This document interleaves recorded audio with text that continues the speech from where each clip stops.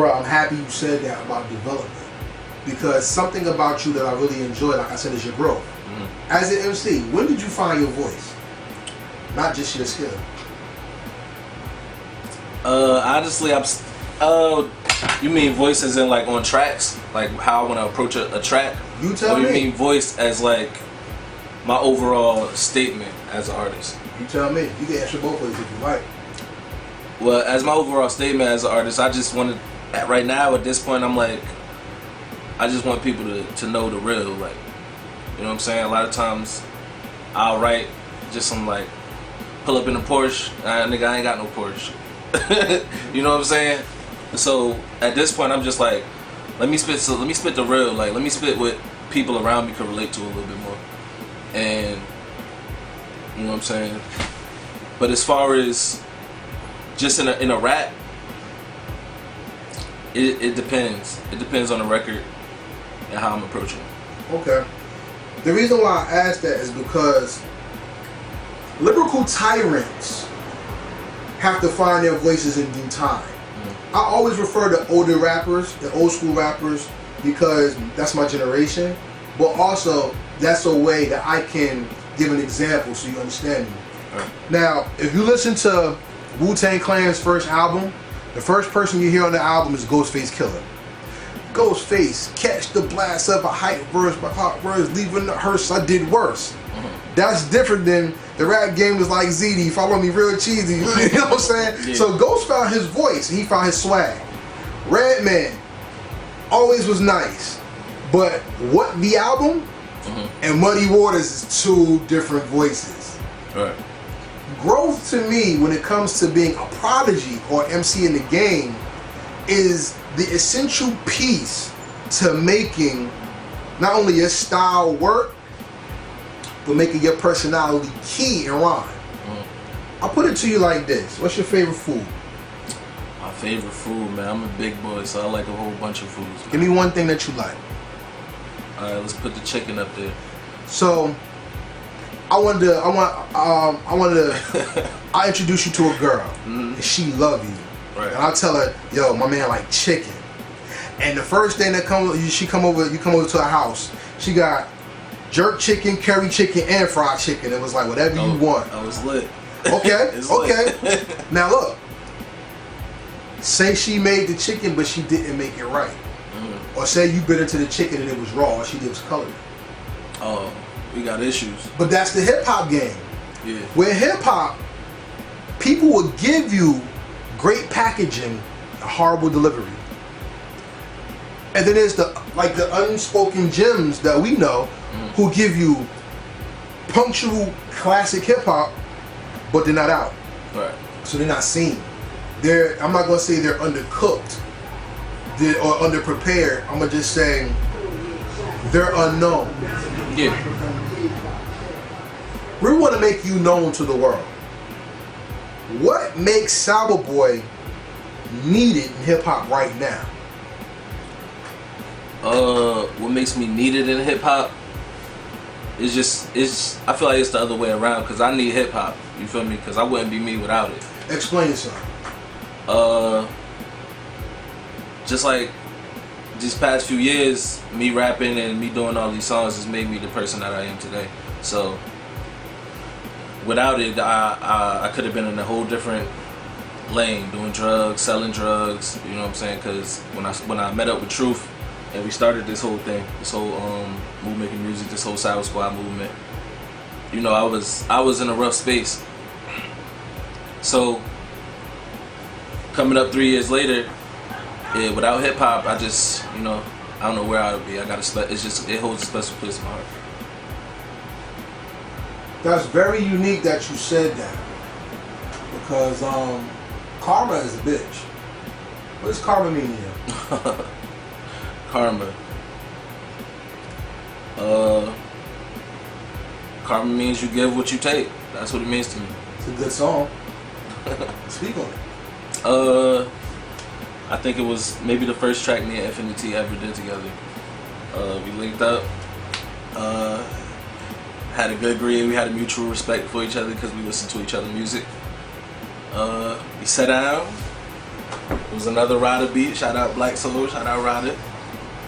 Put the beat on. We rappers, so it's gonna come natural. You know what I'm saying? Just like when Big and Jay did Brooklyn's Finest. You know, them niggas met. They went to their corners and they started mumbling their bars. You know what I'm saying? That's what me and T did. He came up. I think we did 4-4 or maybe 8-8. 4-4.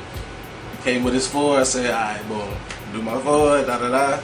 Back and forth like that. It was easy. But see, damn, I just lost my thought because now I had a whole train of questions and you just threw me off, which is dope. This is what you're doing right now. So, versatility is one thing that we didn't talk about when it came to MCs. Now you said 4-4, 8-8s. That means you take style and you take presentation serious. Versatility is the mastering of being able to change at a given pace and time. A chameleon, a ninja, a Ronin, a politician, an MC. How meaningful is it for you to be able to bounce on any track and give it to somebody who wants to do a song with you? Being versatile is everything to me, because without it, I just have to be, I'll be stuck in a box. You know what I'm saying? I'll be marginalized to one type of flow, one type of rap. And I just love that I'm able to use my voice to these different capabilities to do what I do. And you know, I can hop on a reggae record, R&B joint, a hip hop joint, and do my thing. So I challenge you though. When am I gonna hear you take that route to not only show people that you nice, but you can fuck with people on every level? Like, think about Fat. When he did that song with Tamia, that's Fat. I challenge Sourboy to do a track with somebody who can sing their ass off and bring it to the track just like their vocals bring it to a track. I love to hear that. Hey man, I'm up for the challenge always. Any singer that want to get at me, feel me? At Sourboy_SB. Let's work.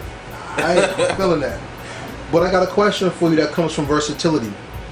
Sometimes you could be so versatile, you could play yourself out as well. Mm-hmm. How important is it for you to stay fresh, creative, innovative, and new and structured when you make a song? Not to outdo yourself, but to pace yourself enough to know that a song is made and not like a song is just done. Well, I love what I do so much that it's second nature. So any beat that I hear is just gonna be like, you know what I'm saying? A new cadence gonna come to mind as soon as I hear it, or flow. Especially if I like the beat. So it's just gonna be like, it's fun. So it's not really a challenge. So when I say get stuck on bars, that's more like when I'm on that deep intellectual level on the song. But as far as just like, you know, just going in there spitting some bars, it'll come second nature. So have you ever battled writer's block as an MC? Oh hell yeah, that's what I'm talking about. That's what I mean when a nigga gets stuck for 2 weeks and gotta So being that you did hell yeah, an album or project with another MC, how do you use, if you do, inspiration from other MCs to beat the writer's block and to also beat yourself into a better position? They say metal sharpens metal, steel strengthens steel. But when men sharpen other men, it's meaningful because a man never rusts. He only gets stronger and he prolongs himself. Right. So how does another MC help sharpen you? How do you use another MC, if you do, to always keep you on your toes to be at your best? Yeah, man. When it comes to that, like most of the features I did, we did it together. Like it wasn't like they sent the files over with their voices on it. So, shit, when you in there with the next artist, singer or rapper, you want to step up to the plate and you want to hit it out the park. You know what I'm saying? That's what you going up there to do when you meet an artist. Not to say that it's, you know what I'm saying, it's friendly competition. You know what I'm saying? Nothing personal. So when I met Infinite T, it was like, shit, I get stuck on a bar. This nigga 8 bars through, I'm stuck on the 4th bar. Oh nah, hold up. Put my thinking cap on. So competition, it was to drive Sourboy to be the best. What always puts Sourboy in the winning circle and not just among of his peers and rivals? What was the question again? What puts you head and shoulders above your peers as the best and not just one of them? I think that's for the people, the fans to say, because that's not for me to say, honestly. Like I fuck with most artists. You feel me? Everybody doing their thing. Everybody got people that they gonna relate to. You know what I'm saying? Whether you think it's the trashiest shit in the world, somebody might fuck with that shit. So for me, it's more about what the people say. It's like they say Sourboy the best over all these niggas. You know what I'm saying? Of course, me personally, I'ma feel like that because you know what I'm saying. Just my body work, my flow, my delivery. You know what I'm saying? I just feel like one of the hottest out in Jersey, if not the hottest. Real talk. But that's for the fans to say. You know what I'm saying? The supporters.